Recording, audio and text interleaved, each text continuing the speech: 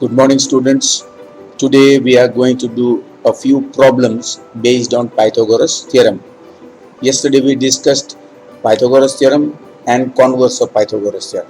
Okay, that in a right angle triangle, the side opposite to the right angle is called the hypotenuse. And see, for example, let us just take the first case out here. Suppose a triangle is given with sides. Let us suppose a triangle is given with sides 7 centimeters, 24 centimeters and 25 centimeters. Now I want to know, or I want to find out whether this triangle will be a right angle triangle or not. First of all, the hypotenuse is always the longest side. So what is the arrangement here? 7 is less than 24 is less than 25. So the side with 25 centimeters is going to be the longest side. So therefore, let us find out 7 square plus 24 square. 7 square is equal to 49. 24 square is equal to 576. If you add it up, you get 625, which is actually the square of 25. 25 is a 625. Okay, so you can see 7 square plus 24 square is equal to 25 square. Therefore, triangle is right angled. You want to find out whether it is right angled or not. Triangle is right angled. You can see. Okay, but let us take another case. See this one. And therefore, hypotenuse will be what? Hypotenuse, in this case, hypotenuse is equal to 25 centimeters, the longest side. Okay, so the second one 3 centimeters, 8 centimeters and 6 centimeters. Okay, so let's arrange them in order. 3 centimeters is less than 6 centimeters is less than 8 centimeters. Now if it is a right angle triangle, then 3 square plus 6 square should be equal to 8 square. Therefore 3 square plus 6 square, okay, 3 square plus 6 square will be equal to 9 plus 36. 36 plus 9 is equal to 45, which is not equal to 8 square, which is not equal to 8 square, because 8 8s are 64. So therefore triangle is not a right angled. It is not a right angled triangle. Okay, let us find out for the third case. Third case is 50 centimeters, 80 centimeters, 50 centimeters, 80 centimeters and 100 centimeters. Okay, now 50, 80 and 100 centimeters. So again the smallest is 50, then 80 centimeters and then 100 centimeters. So therefore 50 square plus 80 square. 50 square is 2500, 80 square is 6400. Okay, so if I add it, I get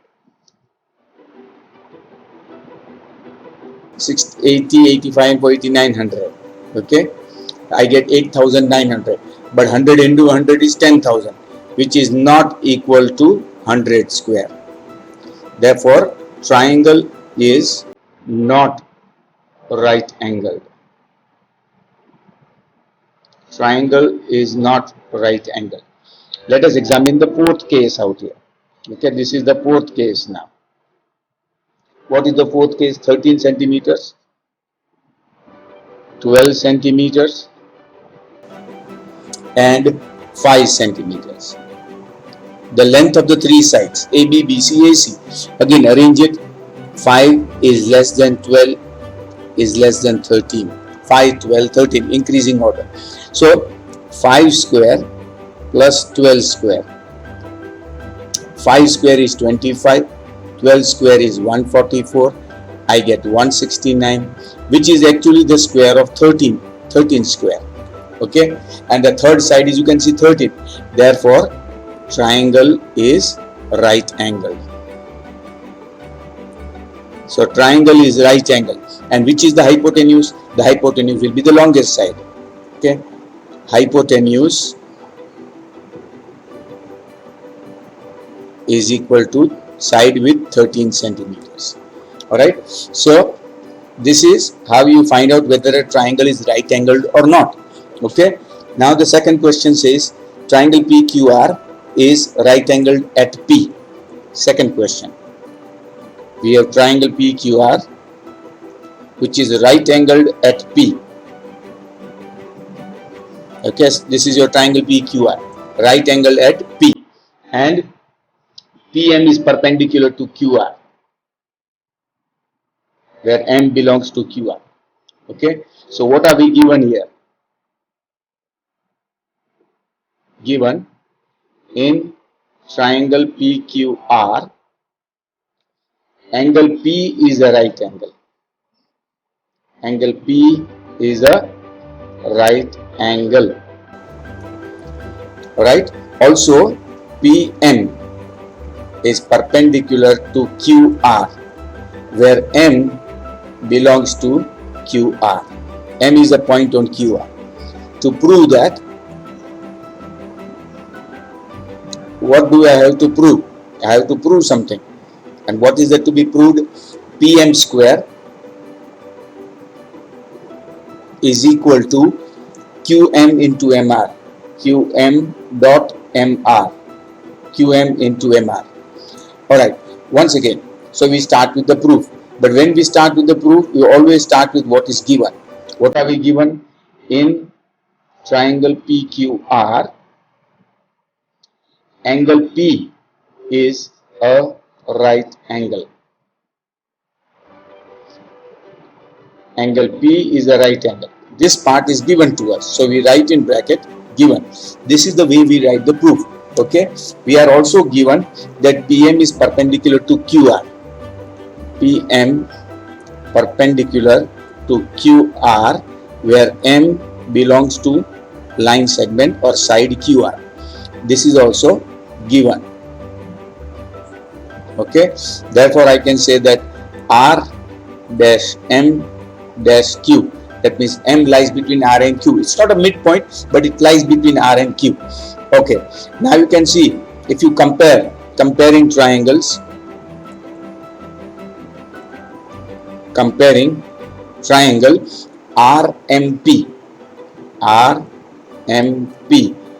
and triangle RMP and PMQ. Now you can see here, if you actually compare the sides like this, you will get a better idea. Okay. Now in both these small triangles, angle M is a right angle. So I am going to write M here. Okay. Now if you take the smaller triangle, okay, you can see here that M is a right angle and R will correspond to R in the bigger triangle. So I am going to put R here, okay, and RMP. So this is your point P, and this is PMQ. So this is equal to PMQ. Okay. Now angle M is a right angle. It's also right angle here. So triangle RMP is similar to triangle PMQ. Okay.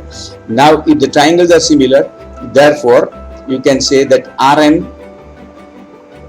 upon PM is equal to PM upon MQ. PM upon MQ. Cross multiply, you get PM square is equal to RM into MQ. This is the required proof. A very short and simple proof. But this proof can be asked in the board exams because it is short and easy to understand also. So once again, if you compare these two triangles, remember you are comparing the two triangles like this. See, these are the two triangles.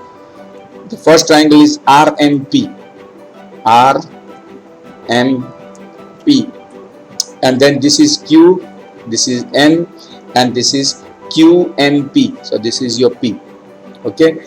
These two triangles are similar, which I have drawn here also. Okay, these two triangles, because each one is similar, you can write here into bracket AA corollary. Okay, you can write by AA corollary. The triangles are similar, and therefore you can take the ratio of the corresponding sides. Cross multiply, you get the required result. All right. So That is a simple proof based on Pythagoras theorem. Let us take another case. Okay, question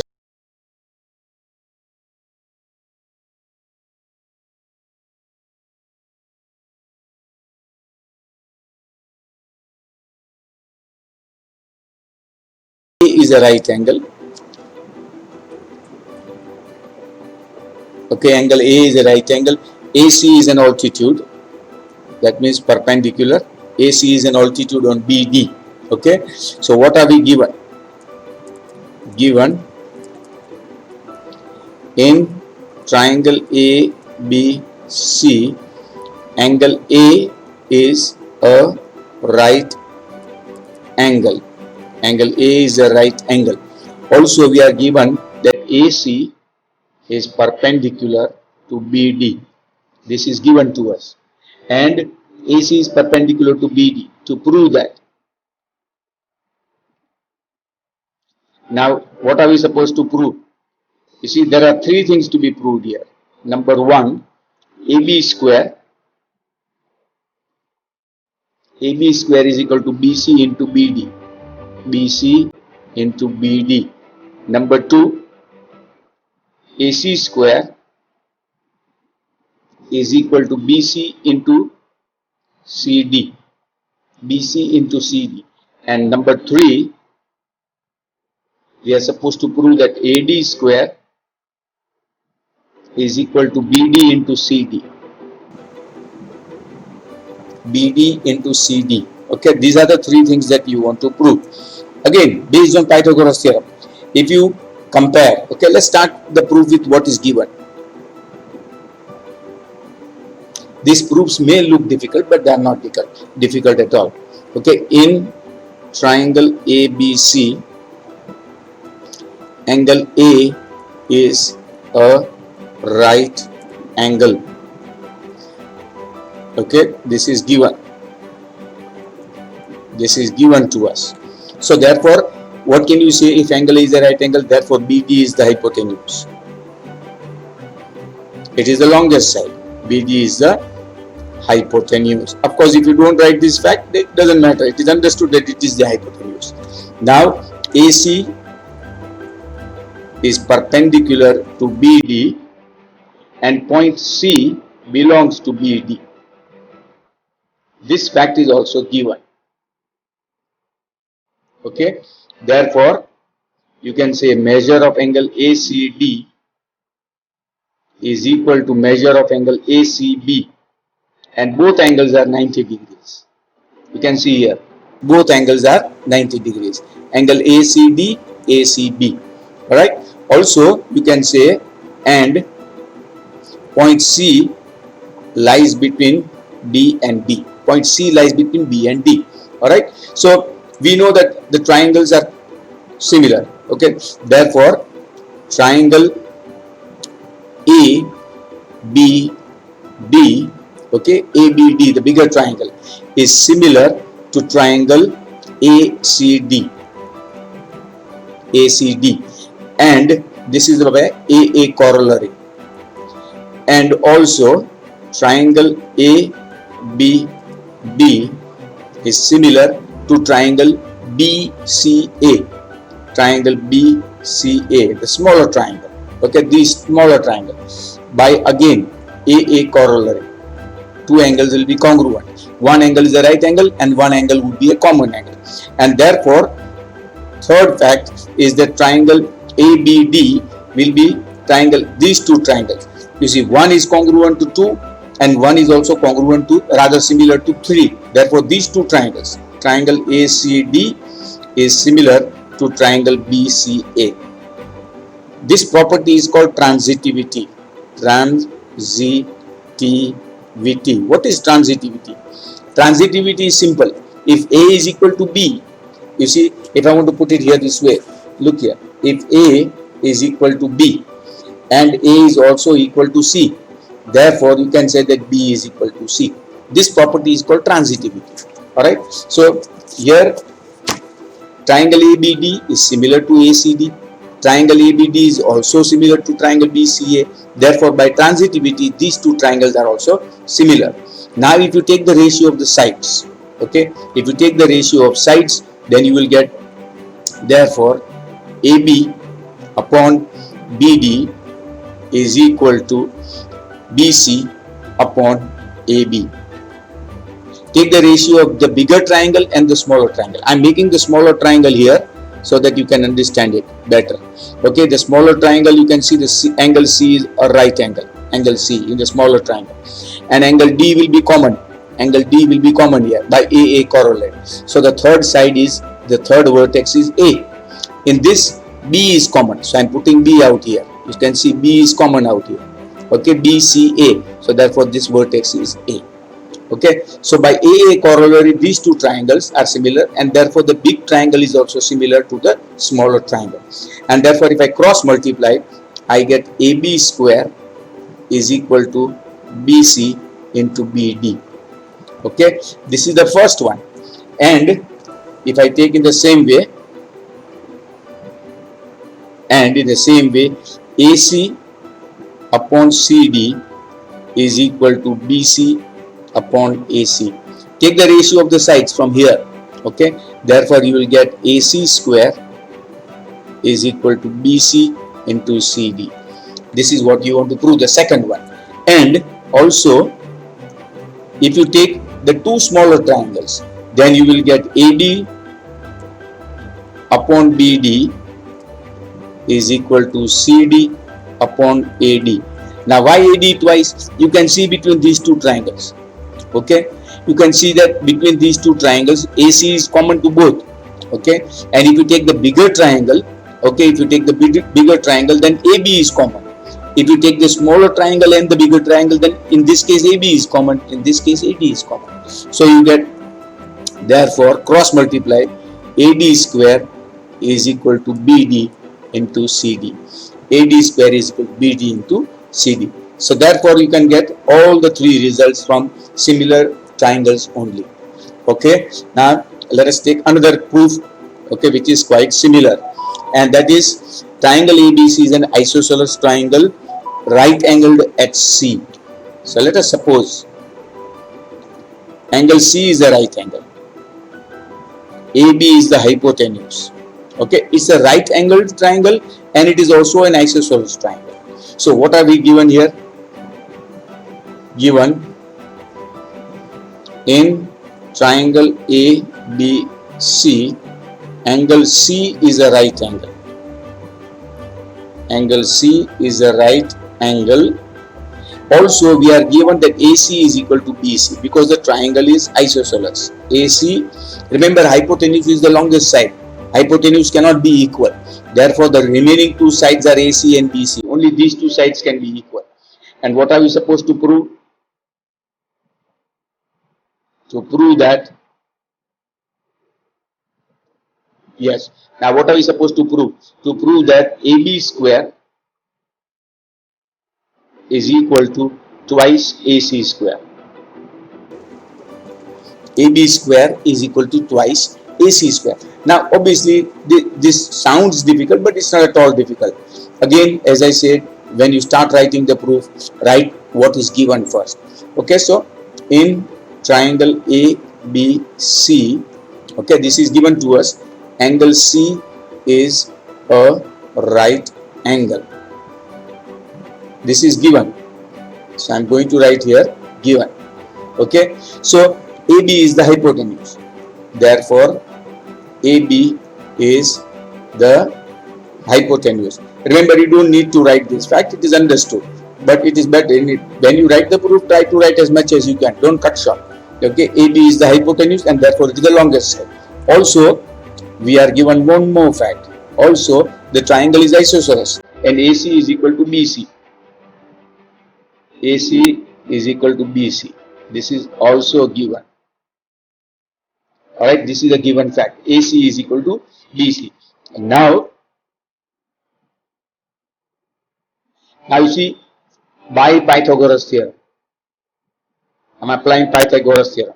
By Pythagoras theorem. Okay, what is Pythagoras theorem? AB square is equal to BC square. AB square is equal to BC square plus AC square. Okay, but BC is equal to AC. It is given. You can see BC is equal to AC. Therefore, I can write AB square is equal to, in place of BC, I can again write AC square. AC square plus AC square, that is equal to twice AC square. Or I can say that AB square is equal to twice AC square. This is what is required to be proved. You can see these proofs are not at all tough at all. Okay, they are quite easy. All you have to understand is that they require slight application. You have to be prepared to sort of apply what you have learned. If you don't apply what you have learned, then that's where difficulty arises, and that's why it's important that you practice it again and again.